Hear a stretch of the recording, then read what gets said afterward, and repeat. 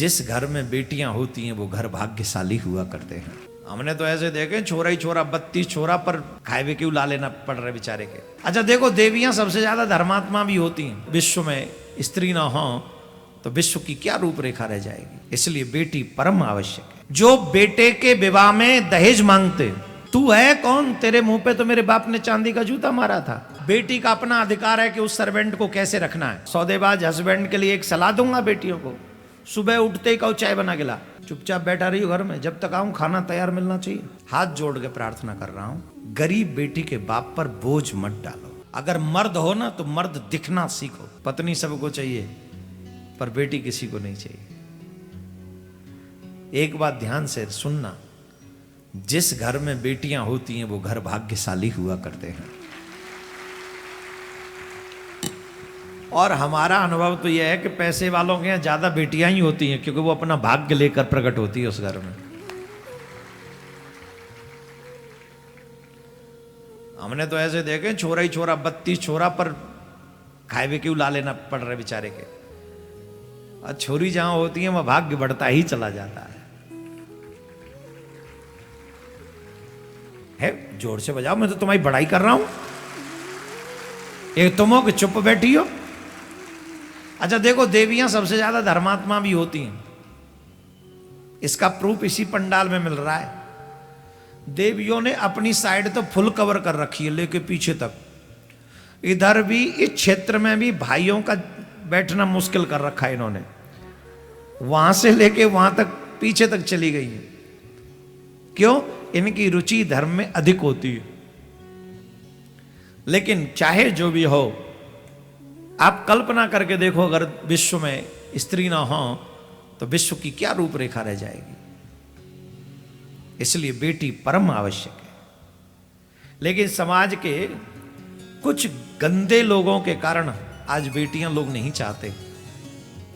कुछ गंदे लोग,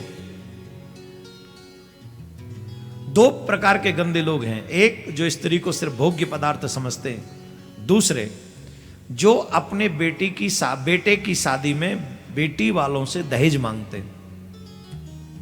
ये दो व्यक्ति दुष्ट प्रकार के व्यक्ति हैं। समाज में ये सांप हैं जो बेटे के विवाह में दहेज मांगते और इसीलिए घर में शांति नहीं होती। आप याद रखिए, आप अगर दहेज मांगते हैं तो अच्छी संस्कार वाली बेटी आपके घर की बहू नहीं बन सकती। अच्छे संस्कार वाली बेटी हुई तो उसके बाप पे इतना पैसा कहां होगा जो तुम्हारे को दे सके। वो तो फिर वो ऊंचे सैंडल वाली होगी, ले आ, और वो तो फिर अपने हिसाब से जीवन जिएगी। वो क्यों ससुर जी के पाम छुएगी, वो क्यों सासू माँ के पाम छुएगी, वो क्यों अपने पति की रिस्पेक्ट करेगी। वो तो कहेगी ना, मेरे बाप ने चांदी का जूता तेरे मुंह पे मारा था, तुझे तो खरीदा है मेरे बाप ने, तू है कौन, तू है कौन, तेरे मुंह पे तो मेरे बाप ने चांदी का जूता मारा था। तूने विवाह नहीं किया, तुमने तो सौदा किया है। जो दहेज मांगते हैं लड़के वाले, वो अपने बेटे को बेच देते हैं। उसके बाद बेटी का अपना अधिकार है कि उस सर्वेंट को कैसे रखना है। वो सर्वेंट है, हस्बैंड नहीं है। जोर से बजाओ, माता तुम्हारा राइट है, बजाओ, तुम्हारे साथ खड़ा हूं। अच्छा एक बात बताओ, ईमानदारी से इसमें गलत क्या है?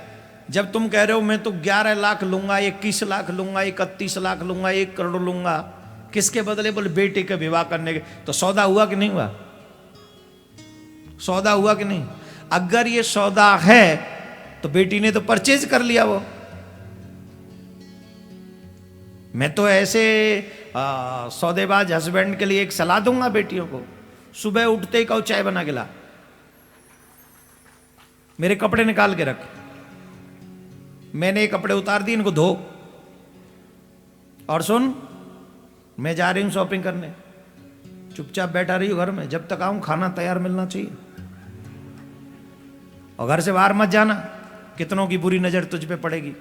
यही रहे, घर में बैठ चुपचाप, बाहर निकलना ते थूतरी बता रही हूं, नहीं रही हो।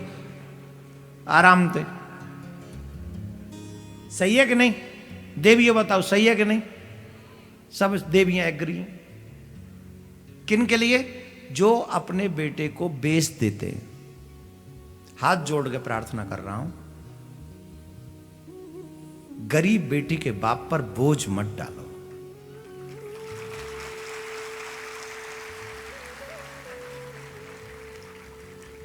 और जितने भी नौजवान यहां बैठे हैं, ईमानदारी से अपनी सेल्फ रिस्पेक्ट करना सीखो। अगर मर्द हो ना तो मर्द दिखना सीखो। मर्द वो नहीं होता जो स्त्री पर जुल्म करता है। मर्द वो होता है जिसके साथ में स्त्री अपने आप को सुरक्षित महसूस करती है। असली मर्द बनो, नकली नहीं।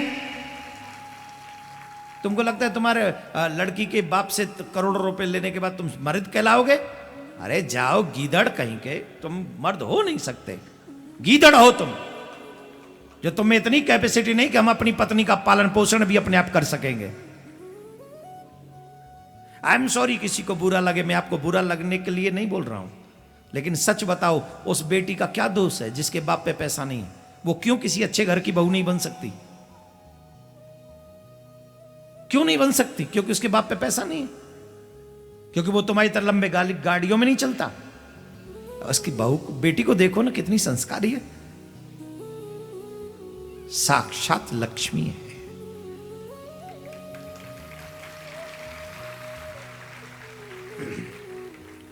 हे भारतवासियों, प्रत्येक सनातनी को अपनी बेटी समझो।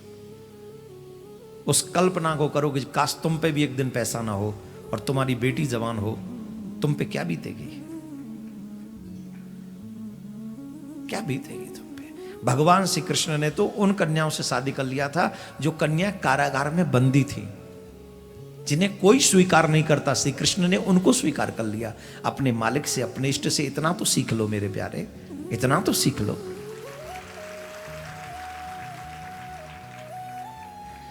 खैर, अगर मेरा मैसेज अच्छा लगे तो बड़े लोग इसकी शुरुआत कर सकते हैं।